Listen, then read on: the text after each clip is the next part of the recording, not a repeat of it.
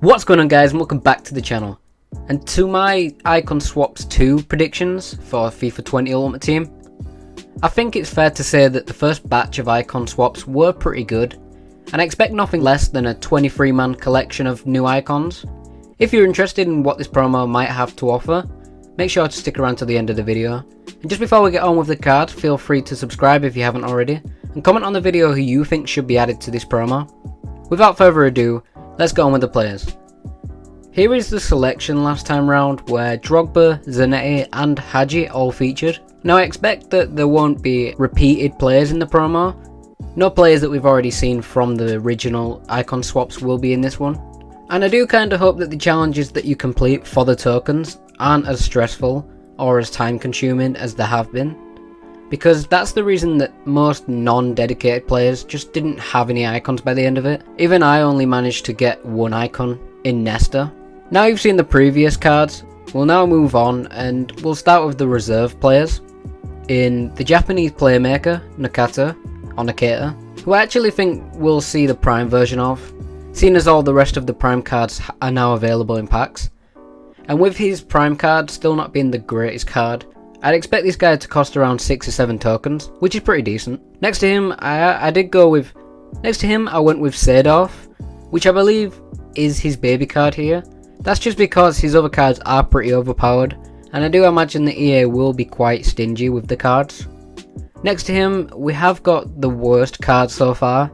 In truth, I just really couldn't find anyone else that had a really low rated card. And so if he does actually feature, expect Litmanen to have a higher rated cards involved. Next to him, I did opt for Lehmann as the first goalkeeper. As with the last batch, there was only one keeper in the team, and that was Schmeichel, who wasn't that great at all, and was subsequently the joint cheapest card in terms of token cost, along with Okocha, etc. Lehmann is obviously a big name in FIFA, but with there being so many better goalkeepers in the game, I can only imagine that he won't actually reach the next batch, which is obviously going to be the better cards, and he will probably come here, whether it'll be his higher rated cards or even lower rated cards, I guess we'll just have to see. So expect this card to be in the team, expect this player to be in the team at a decent token price, as is a keeper. Likely next to another, not so necessarily dead card, but just bang average in my opinion, in Raul. Now Raul is a very established player, and as with any of these players, I mean the whole idea of them being in the game is the fact that they're iconic and they're very legendary of sorts. So I imagine that Raul might actually get chosen. In fairness, he does actually have a pretty decent card, 86 in the main 2 stats for a striker. He's not too bad. I could see him being quite cheap, with him being a reserve player in this squad, and we could see him being one of the first icons people go for, just because I've seen people pick Okocha and Schmeichel, and for me, I don't know why they picked him, but I guess if you just really want an icon in your team, he'll probably be the one that you go for. With them out the way, we'll move on to the first set of substitute players, if you can even call them that. Here there's the only usable Ukrainian player in the game, in Schenker, which above everything else, he is, or at least was, a very good player. Regardless, I have gone with his 88 card as it just suits the bench's ratings more. And he's still a pretty decent card. I imagine could reach around 10 tokens, especially if he gets an even higher card for it. Beside him, I went with my least favourite icon throughout the last 2 years. And apologies if you actually own this card, and I guess this is somewhat of a heads up if you were planning on getting him. Not only was he awful last year, but this year he's none the differ, to the point where he's literally always out of position. He feels weak and he is short, and to be honest, for a midfielder, you don't have to be fast, but he just feels so goddamn slow. To add to that, his passing, whilst it is pretty good, passing in general is pretty awful. To add to that, passing in this game is pretty bad this year, and crossing doesn't really work that much. So overall, I stuck him in the team just because I see his rating at 89 been pretty decent, and I could imagine EA just put him as a high token cost just because of his rating and nationality. Even if he isn't great in game, even if, in honesty, he isn't that great in game. Next up, we have another Chelsea icon in Veron.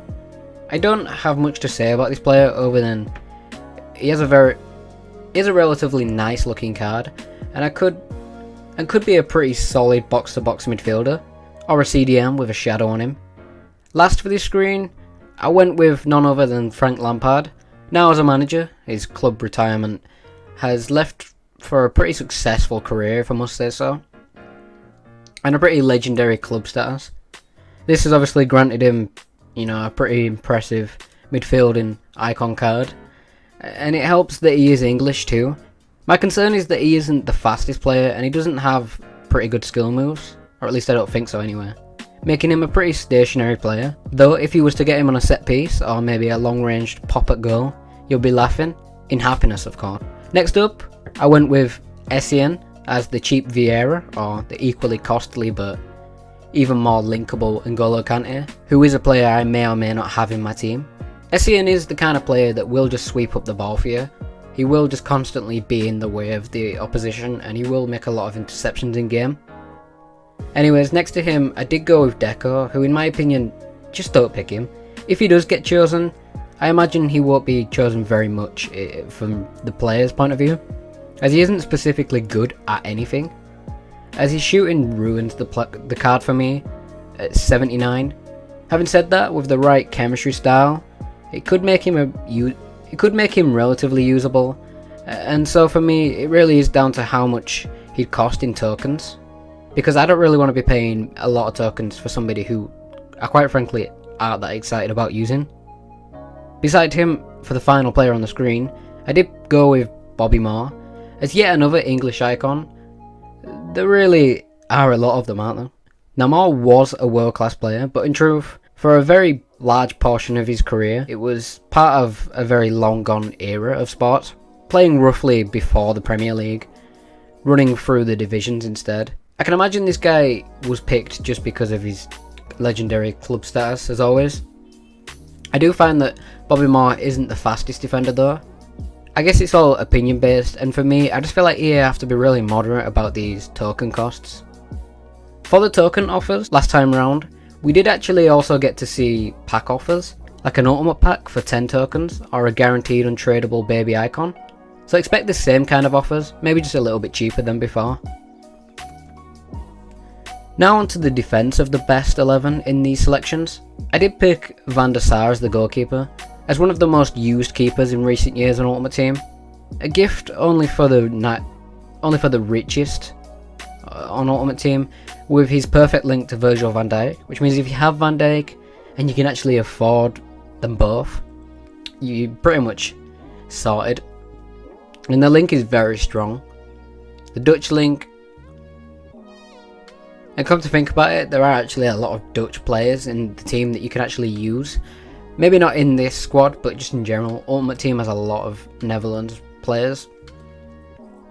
Take for De Jong for instance, who I think will be getting a Team of the Year. If you have the kind of coins to be splashing on Van Dijks, Van der Sars, and even a De Jong, you're pretty much laughing.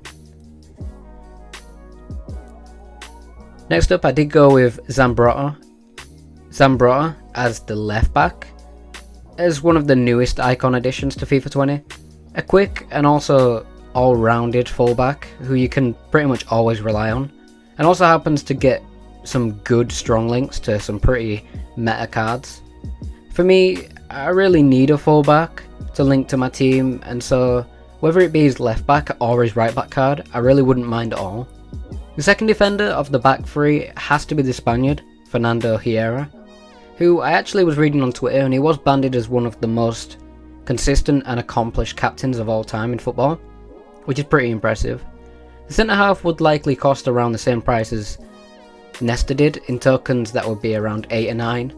And finally, with another new coming icon, Alberto. The Brazilian fullback is obviously very skillful, and he's probably the most linkable right back in the game, and also one of, if not the only usable Brazilian right back card so far this year. For the midfield three, I have settled with Nedved, with his prime card. I was considering maybe going for his middle or his baby, but to be honest, his other cards aren't that impressive. And I thought last year Nedved was used a hell of a lot, and I feel like people would be pretty happy to see him in their teams again. As well as middle Baggio, and I did pick Cam Luis Figo instead of his wingers. I do believe that's his baby card. Nedved last year, I didn't use very much, but like I said, a lot of people did, and I can only assume he was a pretty good player. This year the gameplay is merely similar to last year, so maybe he wouldn't work as well. With the only thing that, you know, seems to clearly translate through all FIFA games is just the look, the momentum, and the all-round FIFA aids, or E-aids rather. Baggio, however, is a player I have managed to use, and I would say he's a very usable and skillful centre attacking midfielder. And the 91 rated would make for a pretty good card. He has got some very saucy stats, if I must say, and he would be worth investing in my opinion. For Luis Figo, I only used his cam card last year a couple of times. For the most part, I did actually do one of his icon moments SBCs, which means I was actually playing him on the right wing.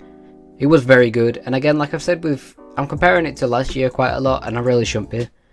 But that's just where I used all my icons, as I was quite consistent on that game.